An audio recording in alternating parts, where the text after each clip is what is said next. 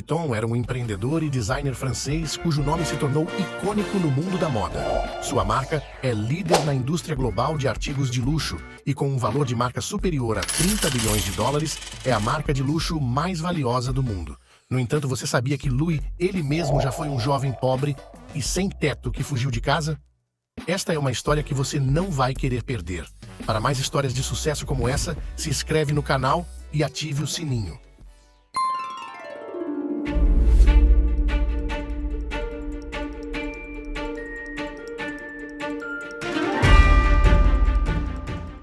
Pelo menos uma vez na vida, você deve ter se perguntado como as marcas de luxo chegam a preços tão exuberantes.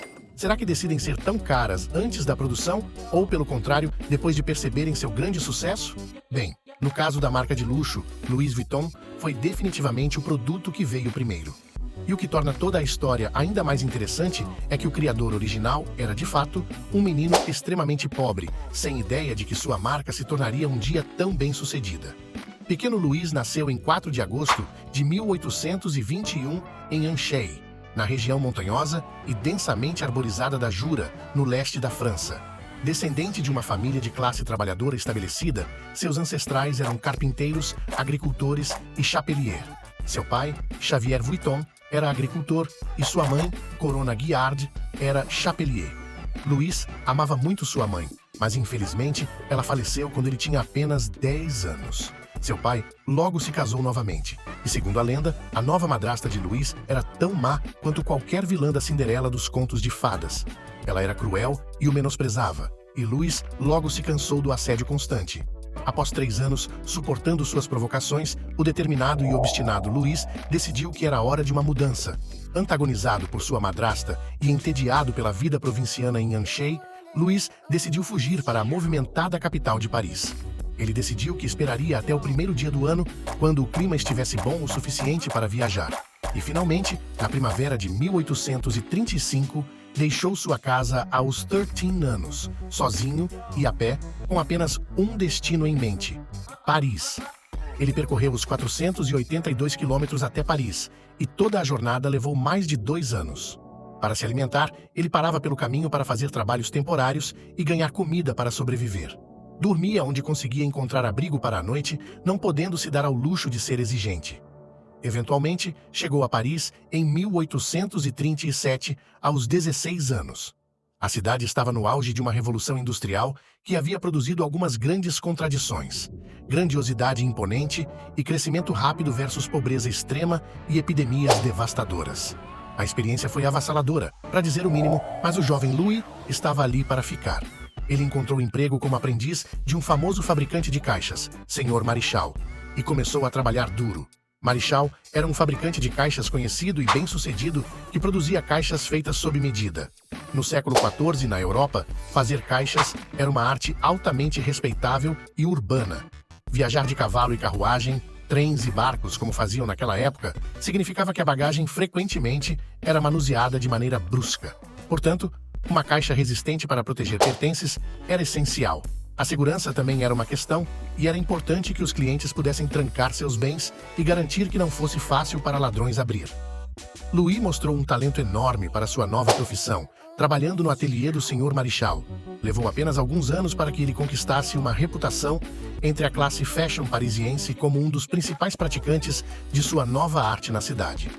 Em 2 de dezembro de 1851, 16 anos após a chegada de Louis a Paris, Napoleão Bonaparte fez um golpe de Estado. Exatamente um ano depois, ele assumiu o título de imperador dos franceses sob o nome régio de Napoleão III. Embora nem todos estivessem felizes com essa mudança, o restabelecimento do Império Francês e Napoleão III provaram ser incrivelmente afortunados para o jovem Louis, e foi aí que seu caminho rumo à proeminência começou. Embora ainda fosse um jovem, a reputação de Louis era tão boa que, quando Napoleão se casou em 1853, sua futura esposa, a imperatriz Eugênia, o contratou como seu fabricante de caixas pessoal e empacotador. Como uma condessa espanhola e imperatriz da França, Eugênia de Montijo era uma mulher poderosa com muita influência. Ela ordenou que Louis fizesse caixas que segurassem suas belas roupas de maneira requintada e, por sua vez, proporcionou a ele uma porta de entrada para uma classe de elite e clientela real que buscariam seus serviços durante toda a sua vida e muito além. Neste ponto, Louis entendeu que, depois de 17 anos trabalhando para o Sr. Marichal, era hora de deixar seu emprego para trás e abrir sua própria loja. A placa fora da loja dizia: "Embalamos os objetos mais frágeis com segurança, especializando-se no embalamento de moda." A loja foi um enorme sucesso, e os pedidos começaram a chegar dos ricos e famosos de Paris. Seus designs eram inovadores e muito à frente de seus concorrentes, e membros da realeza de todo o mundo vinham à sua loja para comprar suas belas caixas. Louis foi, sem dúvida, o pai da bagagem moderna, como a conhecemos, já que foi ele quem projetou um baú de lona em 1858 para substituir as tradicionais caixas de madeira pesadas da época. Dizer que ele foi um empreendedor inovador seria um eufemismo. Mas nem tudo era trabalho para Louis. 1854 foi um ano cheio de mudanças e transformações para o homem de 33 anos, porque além de abrir sua própria loja, foi também nesse ano que ele conheceu uma jovem de 17 anos chamada Clemence Emily Parrio. Apesar da diferença de idade, os dois pareciam estar apaixonados, e a jovem se mostrou uma influência muito boa para ele. Ela o apoiava e o incentivava imediatamente a se vestir melhor e mais de acordo com seu novo cargo. Veja bem, foi ela quem o motivou a criar seu próprio negócio.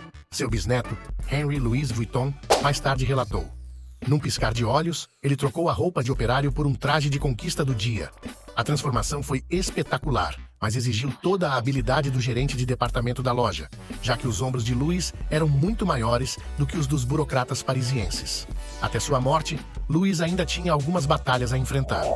Em 1858, 4 anos após abrir sua própria loja, ele estreou uma mala totalmente nova, que não era feita de couro, mas de lona cinza, muito mais leve, resistente e impermeável à água e odores desagradáveis. Foi uma verdadeira inovação para sua época. No entanto, o que mais se destacava era a forma da mala. Não era arredondada como era o padrão para bagagens naquele período. Em vez disso, era uma mala retangular, que era muito mais fácil de transportar e oferecia mais espaço de armazenamento útil. Este foi também o principal ponto de venda, já que cada vez mais pessoas estavam viajando de trem e navio a vapor.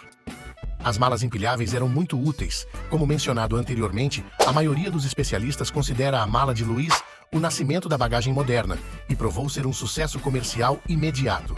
Isso se deve, em parte, aos avanços no transporte e à expansão das viagens. De fato, as malas foram um sucesso tão retumbante que ele teve que criar uma fábrica muito maior em Asnières, uma cidade nos arredores de Paris. A partir dali, ele atendeu a pedidos não apenas de aristocratas franceses, mas de todo o mundo. O futuro parecia brilhante, mas pouco ele sabia que a vida ainda tinha algumas reviravoltas para lhe apresentar, mais especificamente, uma sangrenta guerra civil. Um verdadeiro inovador, Louis tentou introduzir bolsas em 1867, mas encontrou resistência cultural e o produto não decolou na época. No entanto, os negócios estavam indo muito bem e, além de receber constantes encomendas pessoais da realeza francesa, pessoas de todo o mundo procuravam colocar as mãos em uma de suas peças. Até Ismael Pacha, o cadiva do Egito, solicitou uma mala feita à mão. Em 1870, no entanto, o negócio de Louis foi interrompido pelo início da Guerra Franco-Prussiana e pelo subsequente cerco de Paris. Esses eventos deram lugar a uma sangrenta guerra civil que destruiu o Império Francês. Louis tornou-se novamente sem teto, desta vez com sua família. Eles mal sobreviveram à guerra, e quando o cerco finalmente terminou em 28 de janeiro de 1871, Louis voltou a Asnières para encontrar a vila em ruínas, sua equipe dispersa, seu equipamento roubado e sua loja destruída. Demonstrando o mesmo espírito teimoso de fazer acontecer que ele mostrou ao caminhar quase 482 quilômetros sozinho aos 13 anos, ele se dedicou imediatamente à restauração de seu negócio. Foi um esforço hercúleo, mas em poucos meses ele conseguiu construir uma nova loja em um novo endereço, na Rue Scribe. A loja ficava no coração do Novo Paris, o que lhe conferia um status ainda maior do que antes. Juntamente com um novo endereço, veio também um novo foco no luxo. A Rue Scribe era lar do prestigioso Jockey Club e tinha uma atmosfera decididamente mais aristocrática do que a localização anterior de Boyton, em Asnières. Um ano depois, ele introduziu um novo design de mala com lona bege e listras vermelhas. O design novo, simples e luxuoso, atraiu a nova elite de Paris e, imediatamente, se tornou o objeto de desejo das classes mais poderosas. Isso marcou o início da encarnação moderna da marca Louis Vuitton como uma marca de luxo. Pelos próximos 20 anos, Louis continuou a operar na Rua Scribe, inovando em bagagens de luxo de alta qualidade, até falecer em 27 de fevereiro de 1892, aos 70 anos. Mas a linha Louis Vuitton não morreria com seu fundador homônimo. Ao longo dos anos, ele havia introduzido seu filho George no negócio. A dupla pai e filho revolucionou os fechos das malas, e George Patton desenvolveu seu sistema de fecho, desafiando até o grande mágico Houdini a sair de uma mala da Louis Vuitton. Houdini não aceitou o desafio, mas o gesto provou quão eficazes eram as fechaduras, que ainda estão em uso hoje sob seu filho George, que criou o famoso monograma LV da empresa. A marca Louis Vuitton cresceria para se tornar a renomada marca de couro e estilo de vida de luxo, que permanece hoje após a passagem de Louis e seu filho George. A criatividade da família secou, mas felizmente a marca já era grande o suficiente para se sustentar por conta própria. Como você pode ver, criar uma marca de luxo não acontece da noite para o dia. Louis provavelmente não começou com o luxo em mente. Ele era um garoto pobre sem teto que só queria ganhar a vida. Mas sua experiência, confiança e habilidades deram à marca sua definição. Hoje, a Louis Vuitton ocupa o topo como a principal marca de luxo do mundo. A empresa opera em 50 países, com mais de 460 lojas em todo o mundo, e sua avaliação ultrapassou os 30 bilhões de dólares. A inovação é um processo contínuo para um verdadeiro criador ou empreendedor, e apesar de ter ficado sem teto 2 vezes, Louis sempre se recuperou cada vez mais forte do que antes. Parecia que nada o impedia de fazer malas, e é precisamente isso que o levou a conquistar o que conquistou. Desde humildes começos até um sucesso mundial, esta foi a incrível história de como um garoto sem teto lançou as bases para um império de bilhões de dólares, que ainda é relevante hoje, mais de um século depois. Você tem algum negócio em mente que gostaria que cobríssemos no futuro? Então, certifique-se de compartilhá-lo nos comentários. Não se esqueça de conferir nosso canal para mais histórias inspiradoras.